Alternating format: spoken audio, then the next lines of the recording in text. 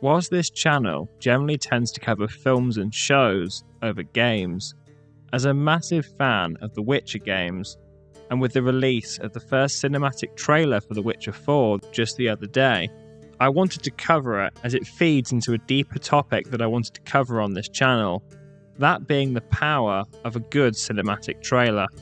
Whilst I do know the in-depth lore of The Witcher pretty well, having read the books and played The Witcher 3 through 3 times, I'll leave the analysis of The Witcher lore from the trailer itself to the YouTubers who have whole channels dedicated to it.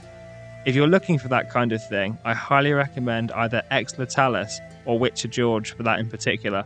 Whereas in this video, I'll be focusing on the cinematic merit of this trailer and why that made it so great. Now, trailers for films and games are quite different. For a film, you're specifically using footage from the film itself and cutting it into trailer format, trying to give the viewer a sense of what the film is about and getting them invested into watching the film, while also trying not to give too much of the plot away. It is, in and of itself, an art form within the art form of filmmaking.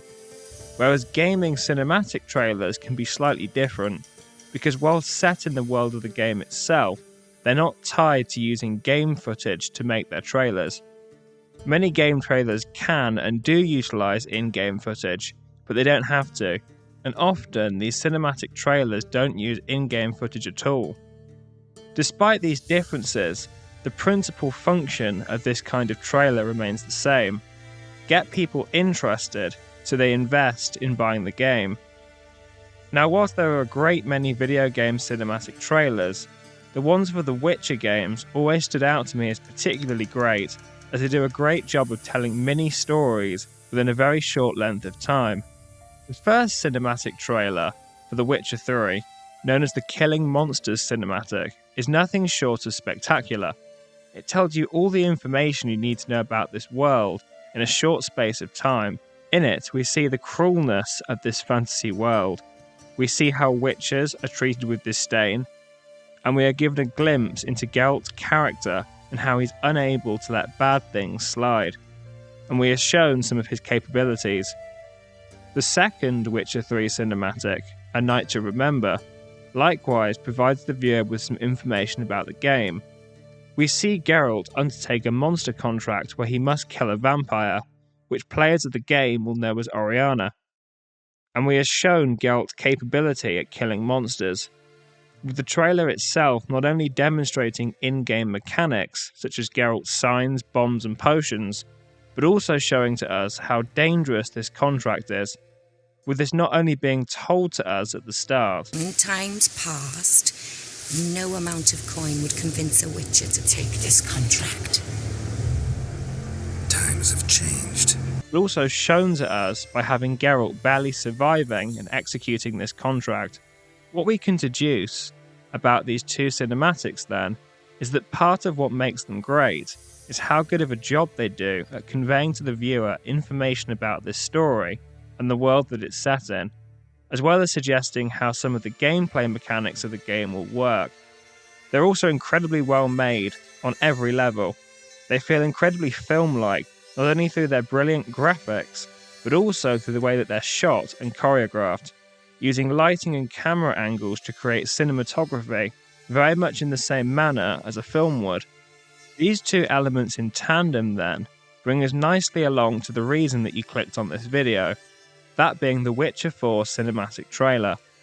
I myself am very excited at the prospect of this game and have high hopes for it, and this trailer helped reinforce that by giving me a good feeling about this game, because it once again deploys very similar techniques to the previous Witcher cinematic trailers, and does so particularly well. I've watched this trailer around a dozen times now, so I've really examined it, and I think at the heart of what makes this great for me is that it captures the spirit of what I love about the Witcher franchise very well, and that's the dark moral ambiguities and tragedies of its world. I've come across the sentiment before that if you want to write a story with larger-than-life elements, the best way to do so is through ensuring that what can be grounded in the story is grounded. because this helps the viewer or reader have an easier time suspending their disbelief with the unbelievable elements of the story. And from my own experience as a fan of these sorts of franchises and larger-than-life stories, I've found that the best way to do this is through great character writing.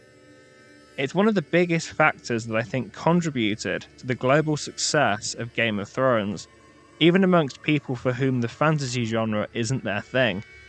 It's because the characters feel so believable and real that people felt they could connect with the show. And I think the same is true for the Witcher franchise when it's at its best, if not even more so than with Game of Thrones. What captivated me about The Witcher 3 was its compelling characters and world.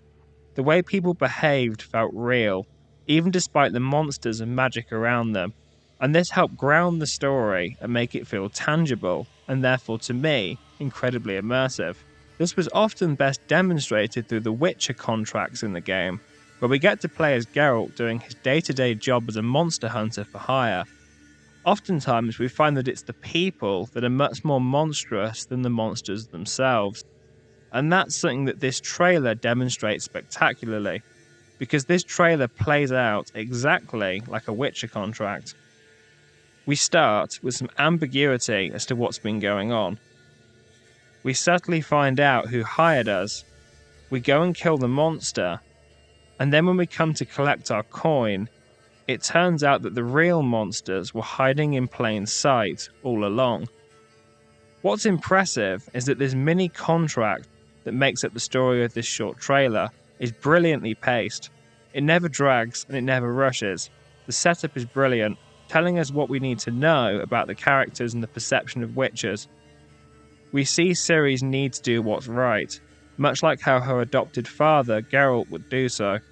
And we see her fighting capabilities, which from what I've seen online and in interviews with the team at CG Projekt Red, much of her moves here, including her use of the chain, will be mechanics in the game. So much like how we saw Geralt's moves being used in the cinematics for The Witcher 3, the same seems to be true of this one here for the next Witcher game. The music, the fight choreography, and cinematography are all on point, and once again showcase how cool and compelling the Witcher franchise is. Some of the shots in this trailer are nothing short of beautiful, and the ending of this trailer brilliantly captures the darkness of this world and its inhabitants. That wintry, twilight setting feels incredibly The Witcher to me, and I think it was a brilliant choice for the backdrop of this short story. Whilst this is just a cinematic trailer, and we'll have to wait for more gameplay and details to truly know how The Witcher 4 will turn out, this cinematic trailer for me is not only a superb cinematic in its own right, it also gives me a lot of faith that the future of the Witcher franchise, at least from a gaming standpoint, is in good hands. And that to me is at the very least the sign of a great trailer. And if you've made it this far, thank you very much for watching. I do hope that you enjoyed the video. And if you wouldn't mind liking and subscribing, I'd greatly appreciate it. And let me know in the comments down below what you thought of this Witcher 4 trailer, and if you'd like to see me make more videos on this franchise in the future, as it's definitely one that I'm very passionate about. Thank you.